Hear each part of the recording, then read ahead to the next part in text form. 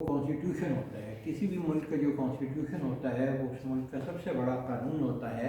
اور کانسٹیٹیوشن سے ہماری مراد یہ ہوتی ہے کہ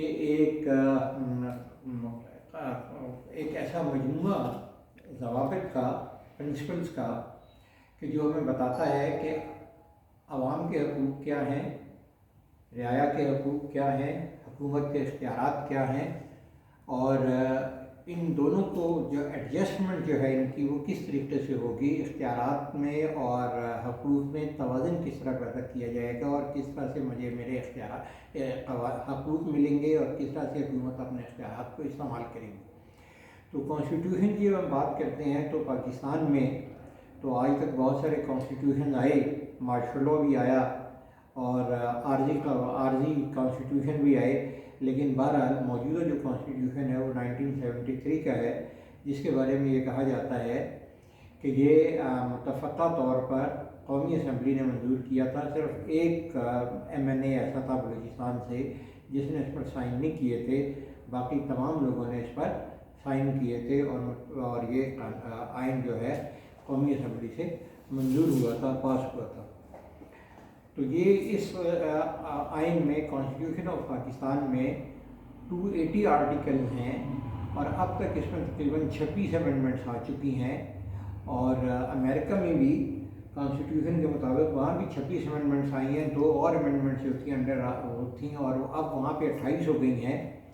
لیکن یہ ہے کہ وہاں پہ امریکن کانسٹیٹیوشن کے بارے میں ان کا آرٹیکل 5 جو ہے وہ اتنا مشکل ہے وہاں پہ امینڈمنٹ کرنے کے لیے کہ ان کو سال لگ جاتے ہیں، اور اس کے بعد وہاں پہ امینڈمنٹ جو ہے انٹروڈیوس ہوتی ہے۔ ہمارے پاکستان میں اتنا مشکل نہیں ہے، 2/3 میجورٹی کے ساتھ قومی اسمبلی اور سینٹ مل کے جب کسی کو پاس کر دیتی ہیں امینڈمنٹ کو، تو وہ آئین کا حصہ بن جاتی ہے۔ ہمارے آئین میں بہت امپورٹنٹ باتیں جو ہیں، وہ پہلی تو یہ ہے کہ ہمیں وہ بتاتا ہے کہ اسٹیٹ کیا ہے، اسٹیٹ سے مراد کیا ہے۔ اللہ تعالیٰ کی حاکمیت ہے دنیا میں، اور اللہ تعالیٰ کی تمام جہانوں میں اللہ تعالیٰ کی حاکمیت ہے، اور اس حاکمیت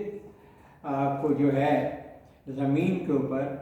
اس سوسائٹی میں، اس معاشرے میں، پاکستان کے عوام استعمال کریں گے، اور پاکستان کے عوام استعمال کرتے ہیں۔ ٹیریٹری کا بتایا ہوا ہے انہوں نے، پاکستان کی حدود جو ہیں کہاں ہے، جغرافیہ کہاں ہے۔ پھر اس میں انہوں نے مجھے بتایا ہے کہ پاکستان میں یہ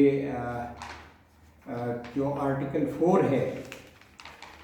آرٹیکل 3 جو ہے وہ پہلے ہے۔ آرٹیکل 3 یہ بتاتا ہے کہ کسی قسم کی بھی ایکسپلائٹیشن کی اجازت آپ کو نہیں ہے، کسی قسم کی اس کے استحصال کی اجازت آپ کو نہیں ہے، اور استحصال جو ہوگا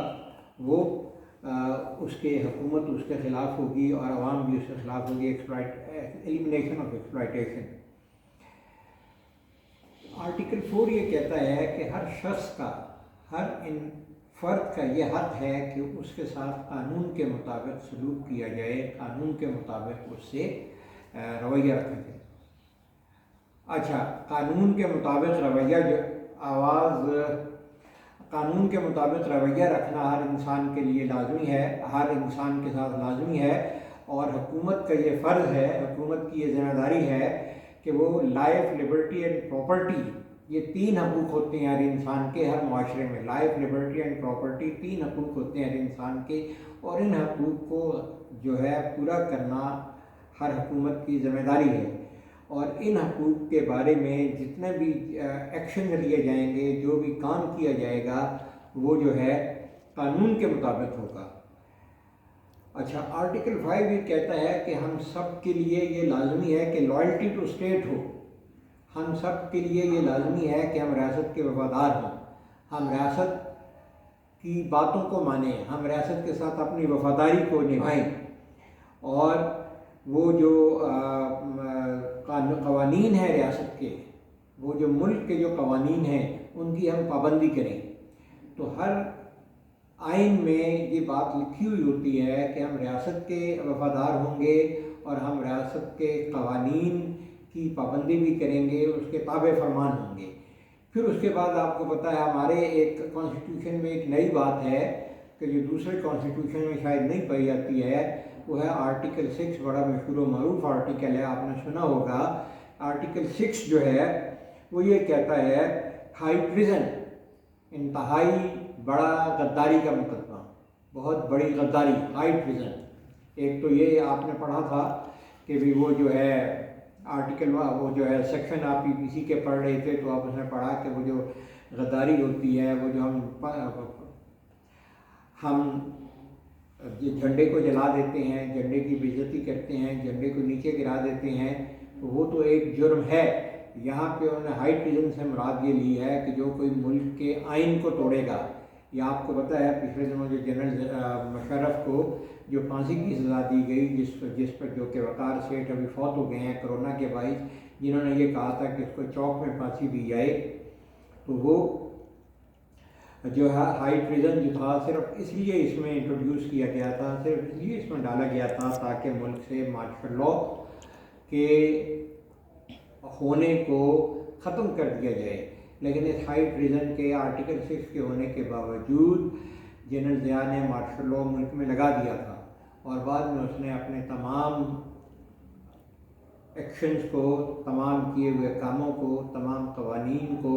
तमाम अहकामात को उसने कौमी असम्बली से मंजूर करा के आइन का हिस्सा बना दिया था। उसके बाद फिर दोबारा जनरल मुशर्रफ ने भी मुल्क में तकरीबन मार्शल लॉ लगा दिया था, और उसके बाद वो खुद जो है CEO बन गया था, चीफ एग्जीक्यूटिव बन गया था मुल्क का, जो कि आज तक भी कभी भी किसी भी मुल्क में ये ओहदा नहीं हुआ। लेकिन उन्होंने ये ओहदा जो है इख्तियार किया था और इस मुल्क के चीफ एग्जीक्यूटिव बन गए थे। बाद में मुशर्रफ साहब इस मुल्क के सदर बन गए थे। एक वो रेफरेंडम कराते हैं और रेफरेंडम करा के वो मुल्क के सदर बन जाते हैं। अच्छा, एक बात हमारे इसमें एक और बात बड़ी इम्पॉर्टेंट है कि कोई भी ऐसा कानून मुल्क में नहीं बनाया जा सकता जो फंडामेंटल राइट्स के ख़िलाफ़ होगा, यानी बुनियादी हकूक़ की जो खिलाफ वर्जी करेगा। मसलन पिछले दिनों इन्होंने एक कानून बनाया था, और वो ये था कि DSP के सामने जो बयान मुजरिम देगा, मुलजिम जो बयान DSP के सामने देगा, वो अदालत में इस्तेमाल हो सकेगा। लेकिन चूँकि ये जो बात है, ये जो कानून है, ये बुनियादी हकूक़ की खिलाफ वर्जी है। दफ़ा 164 का जो बयान होता है वो सिर्फ मजिस्ट्रेट के सामने होता है, और उस सूरत में मजिस्ट्रेट के सामने होता है जब उसे पूरी आज़ादी दी जाती है, सोचने का मौका दिया जाता है, और उस वक्त अदालत में सिवाय मजिस्ट्रेट के और उस शख्स के और कोई नहीं होता है, तो उस वक्त तो वो बयान उसका 164 का अदालत में इस्तेमाल हो सकता है, एडमिसिबल है। लेकिन ये जो बयान था इसकी इजाज़त नहीं थी, इसलिए उसको उन्होंने अदालत ने ख़त्म कर दिया। इसी तरीके से कोई एक ऐसा टैक्स आपके ऊपर लगा दिया जाता है कि जिसकी इजाज़त आइन ने नहीं दी है, कोई ऐसा कानून बना दिया जाता है जिसकी इजाज़त आइन ने नहीं दी है, तो इसका मतलब ये है कि उसको भी अदालतों को ख़त्म करने का इख्तियार है, और कौमी असम्बली ऐसा कोई कानून बनाएगी ही नहीं। अच्छा जी, सिक्योरिटी ऑफ पर्सन जो है उसकी भी गारंटी देता है, आइन गारंटी देता है। डिटेंशन और अरेस्ट के बारे में जो इख्तियारात हैं जो पुलिस के, उनकी भी गारंटी देता है। मतलब ये है कि किसी भी शख्स को गिरफ़्तार तो किया जा सकता है,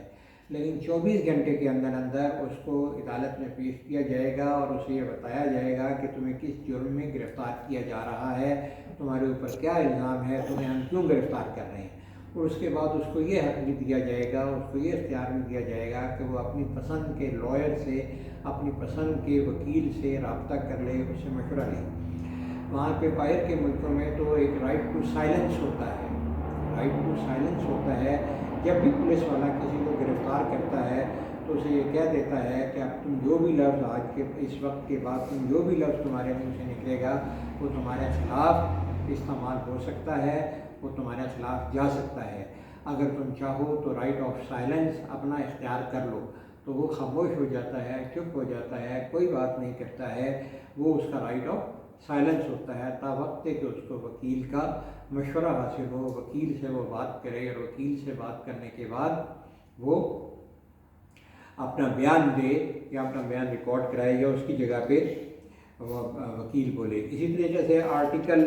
10A इन्होंने उसमें बढ़ाया, वो राइट टू फेयर ट्रायल, कि हमें ये इख्तियार है, हमें ये हमारा ये हक है कि हमें फेयर ट्रायल मिले। हर मुलजिम को بہت انصاف پسند، بہت فیئر قسم کا، بہت عمدگی والا